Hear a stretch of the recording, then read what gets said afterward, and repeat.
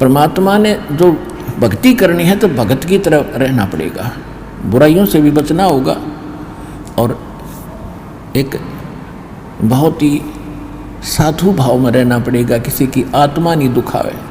ठीक है, आपको धीरे धीरे सेट होने में टाइम लगेगा, जैसा भी जिसका व्यवसाय है अब वर्तमान में उसमें एक साधुता लाओ। जैसे कोई मजदूर है, सेवा कर रहा है किसी के और भगत हो गया तो वो तन मन धन से सेवा करे उस मालिक के उसमें, क्योंकि वहाँ से उसने रोटी मिल रही है। और फिर परमात्मा ऐसी प्रेरणा करेगा उस मालिक के अंदर, देख भगत आदमी होते ऐसा हो भाई, कोई चीज़ पड़ी रहो घर में उसके लिए मिट्टी समझे, चाहे पैसा हो चाहे सोना हो कुछ भी हो, अपनी मिली हुई 2 रोटी यानी 2 जो दिहाड़ी मिलती है उसमें संतोष सब्र करके देखा कितनी इज्जत बनेगी उसकी और कितनी विनम्रता और उसके प्रति सद्भावना और उसका आदर बनेगा उस मालिक के हृदय में। इसी प्रकार अगर आप मालिक हैं, भगत हैं, आपके यहाँ कोई सेवादार सेवा करता है, उनको अपने बच्चों की तरह समझाए, उनको भगवान के बच्चे समझाए। वो बालक सेवा कर रहे हैं, भगवान के बच्चे हैं, उनको प्यार दे और उनके साथ कोई ऐसा गलत बर्ताव नहीं करे। और फिर कुछ दिनों में उनके दिल में ऐसी भावना होगी, परमात्मा दोनों तरफ रोल करता है, जब हम मालिक के अनुसार चलेंगे फिर उन बच्चों में भी, उन सेवादारों में भी ऐसी भावना भर देगा भी हमारे जैसा नालायक नहीं, इसे ऐसे भले आदमी के घर में राम 19-21 कराएंगे सेवा में, मजदूरी में 21 काम कराया करेंगे भाई। तो इस तरह कितना अच्छा माहौल बनेगा। और हम जैसे मालिक तो समझता है कि न पैसे दो 100 रुपये और काम खींचूँ 1000 का, और मजदूर क्या समझते हैं, रुपये लेवा 500 और काम करा 100 रुपया का। दोनों की नीयत खराब और दोनों दुखी, कर्म भी बिगड़े, टेंशन बनी रहे। तो इस प्रकार हमने अपने इस अंतःकरण के अंदर एक साधु भाव लाना पड़ेगा और तब हम देखना आपका वातावरण कैसे बदलने लगेगा, कैसे बदलने लगेगा, पूछो मत। तो तब हम यहाँ भी सुखी होंगे, आपको चिंता नहीं रहेगी कि वहाँ सेवादार सेवा कर रहे हैं, वो अपने तन मन धन से सेवा करेंगे भगवान से डर के, वो भगवान से डरने वाले हो जाएंगे, फिर बातें खत्म हो जाएगी। अब तो आग लगी पड़ी है, रिश्वत ले ले, यूँ ले लूँ, फलान करूँ, जब करूँगा तेरा काम धर दे 500 रुपये, और उधर से 500 ले लिए, डॉक्टर के जाकर 1000 लग गए, वो 500 भी गए, 500 अपनी तनख्वाह में तो गए। अरे वो पाप कर्म जो कह दो धरे के धराए रहेंगे, फिर गधा बन कर पूरे करेगा जिससे रिश्वत ली है। तो इसी विघ्न में पैर दो मत, ये भगवान बताना चाहते हैं।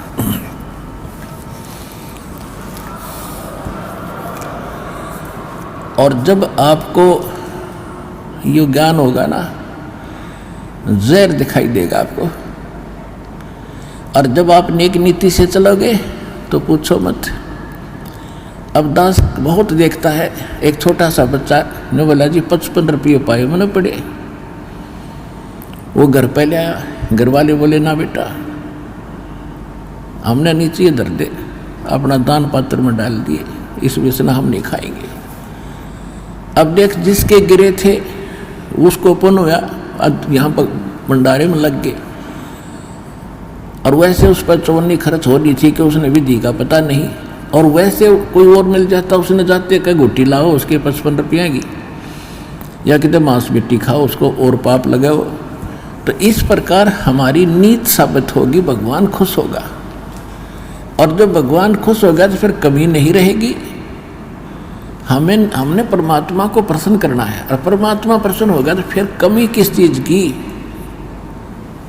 फिर तो क्या बताते हैं परमात्मा, साईं इतना दीजियो जामे कुटुम समावे, हम भी भूखे न रहे अतिथि न भूखो जावे।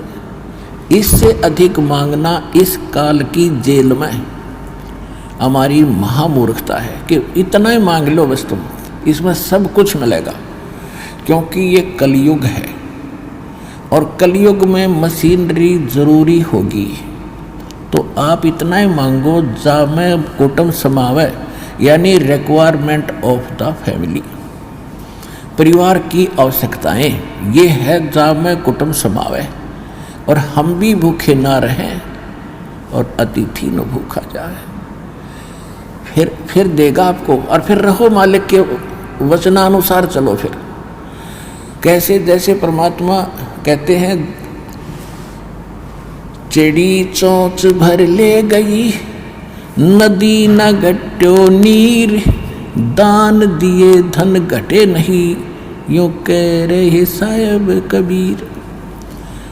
परमात्मा अपना साइन कर रहे हैं इस वाणी को बोल करके, कह रहे साहिब कबीर कि दान करने से धन नहीं घटेगा, ये नियम है ईश्वर का, परमेश्वर का। और दान सुपात्र को करे, गुरु बिन माला फेरते, गुरु बिन देते दान, गुरु बिन दोनों निष्फल हैं, चाहे पूछो वेद पुराण। देते को हर देत है, जहां तहां से आण, अण देवा मांगत फिरो, फिर साहिब सुने ना कान। अब परमात्मा ने एक भूमिका करके दिखाई हमारे को कि साईं इतना दीजियो जिसमें कुटुंब समावे, एक धानक, एक जुलाहा, सुबह से लेकर शाम तक एक बारीक बारीक तार इकट्ठे करके धागे और कपड़ा बुनता है।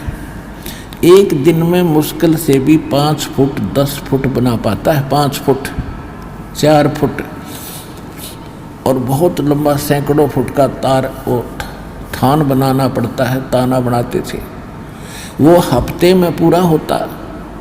उसकी जो मेन ताना मालिक को मिलता, उसमें से अपने परिवार के लिए जो आवश्यक सामग्री थी, खाद्य पदार्थ लाते, और शेष बच जाते उसको सत्संग और भंडारा में लगाया करते थे।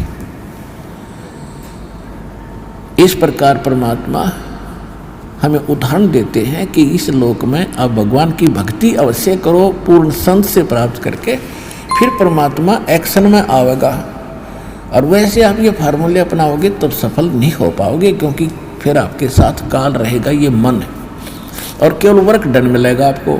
यहाँ वर्क से भी अलग मिलेगा आपको, किस्मत से भी न्यारा देगा परमात्मा, क्योंकि हम परमात्मा से कुछ और मांग ही नहीं रहे, इतना ही मांगते कि हमारी भक्ति बनी रहे और हमें कोई आवश्यक वस्तु का अभाव ना हो, बस इतना सा।